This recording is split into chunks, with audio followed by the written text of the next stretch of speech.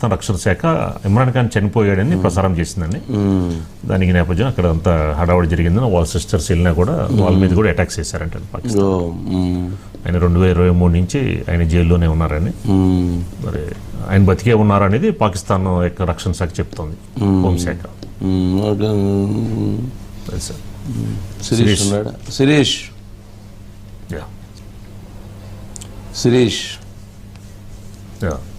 వస్తున్నారు. శిరీష్ గారు. కానీ ఏదో మొత్తానికి మిస్టరీగా ఉంది. వచ్చారు సార్. శిరీష్, ఏంటి ఇమ్రాన్ ఖాన్ ఏంటి వివాదం, ఎక్కడ ఉన్నట్లా లేనట్లా, అసలు వాళ్ళ సిస్టర్స్ ఏమన్నా చంపేశారని చెప్పిన వాళ్ళు ఆరోపణలు చేస్తున్నారు, లేదు ఉన్నారని చెప్పని ప్రభుత్వం చెప్తున్నట్లుంది, అసలు ఏంటి?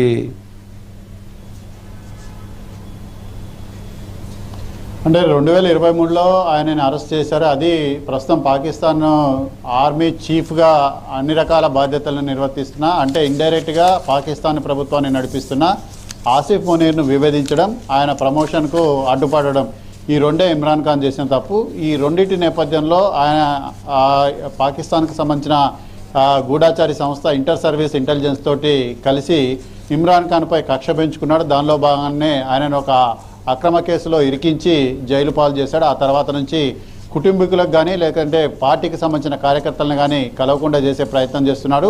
నిన్న ఏదైతే బలూచిస్తాన్కి సంబంధించిన ఒక కొంతమంది వ్యక్తులు, అంటే ఒక విదేశాంగ శాఖగా చెప్పుకుంటున్న ఒక మినిస్ట్రీ ఒక ట్వీట్ చేయడం కూడా జరిగింది, ఇమ్రాన్ ఖాన్ని జైల్లోనే చంపేశారు, ఒకవేళ బతికుంటే ఆయనను బాహ్య ప్రపంచానికి చూపించండి అని చెప్పేసి కూడా ట్వీట్ చేశారు. ఆ తర్వాత పెద్ద ఎత్తున పాకిస్తాన్కి సంబంధించి ముఖ్యంగా ఇమ్రాన్ ఖాన్కి సంబంధించిన పీటీఐ పార్టీ, పాకిస్తాన్ తెహ్రీక్ ఇన్సాఫ్ పార్టీకి సంబంధించిన కార్యకర్తలు పెద్ద ఎత్తున ఆందోళన అనేది చేశారు. ఆయనకు సంబంధించి 3 సిస్టర్స్ అనేటి జైలు దగ్గరికి వచ్చి ఇమ్రాన్ ఖాన్ను చూపించాలని చెప్పేసి కూడా డిమాండ్ చేశారు. కానీ వాళ్ళపై దాడి చేసి వాళ్ళని వెనక్కి పంపించడం తప్ప ఇప్పటివరకు కూడా ఇమ్రాన్ ఖాన్ని బాహ్య ప్రపంచానికి చూపించింది లేదు, ఇమ్రాన్ ఖాన్ తోటి కుటుంబ సభ్యుల్ని మాట్లాడించింది లేదు. అయితే గత కొద్ది కాలంగా జరుగుతున్న ఊహాగానాలకు పులి స్టాప్ పెట్టాలంటే మాత్రం ఆయన బాహ్య ప్రపంచానికి చూపించాలనే డిమాండ్ మాత్రం బలంగా వినిపిస్తుంది. ఒకప్పుడు పాకిస్తాన్ క్రికెట్ని ఏలిన ఒక ప్రముఖ క్రికెటర్, పాకిస్తాన్కి వరల్డ్ కప్ తెచ్చిపెట్టిన ప్రముఖ క్రికెటర్ ఇమ్రాన్ ఖాన్.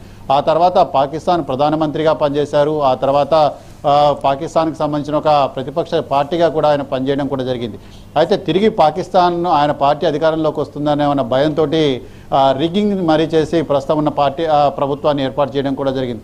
సో ఇన్ని పరిస్థితుల నేపథ్యంలో వివిధ దేశాల్లో మానవ హక్కులు ఉల్లంఘన జరుగుతోంది, ముఖ్యంగా కాశ్మీర్లో హక్కుల ఉల్లంఘన జరుగుతోందని గగ్గోలు పెట్టే పాకిస్తాన్ ఒక దేశానికి ప్రధానిగా పనిచేసిన వ్యక్తికి ఇచ్చే ట్రీట్మెంటు, ఆయనకు ఇచ్చే హక్కులన్నిటి కూడా ఈ విధంగా ఉన్నాయని చెప్పేసి కూడా చెప్తోంది. దీనిపైన అంతర్జాతీయ సమాజం ప్రశ్నించాలి, అంతర్జాతీయ సమాజం పాకిస్తాన్కి సంబంధించిన ఆసిఫ్ మునీర్ను క్వశ్చన్ చేయాలని చెప్పేసి ఆయన సిస్టర్స్ డిమాండ్ చేస్తున్నారు.